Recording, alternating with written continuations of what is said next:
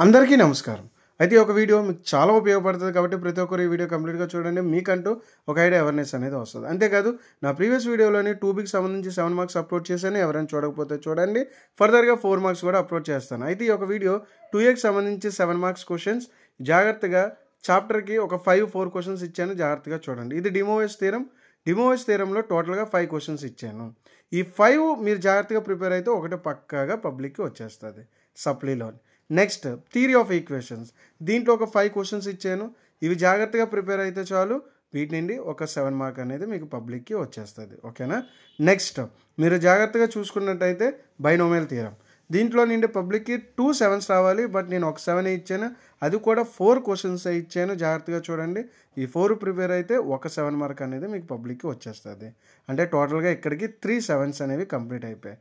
Now coming to probability chapter. ప్రాబబిలిటీలో ఒక 4 questions ఇచ్చాను. జాగ్రత్తగా చూడండి. ఇక్కడ ఇవి ప్రిపేర్ అయితే చాలు వీటి నుండి ఒకటి మీకు పబ్లిక్‌కి వచ్చేస్తది. దీంట్లో ఎటువంటి డౌటు లేదు. ఓకేనా? నెక్స్ట్ ఇక్కడ మీరు అబ్జర్వ్ చేయవలసింది ఏంటంటే ఇక్కడ నేను ఏం చెప్తున్నా అవన్నీ జాగ్రత్తగా ప్రిపేర్ అయితే సరిపోతుంది. ఓకేనా? మీకు ఏ డౌట్ ఉన్నా సరే నాకు కామెంట్ బాక్స్‌లో కామెంట్ చేయండి.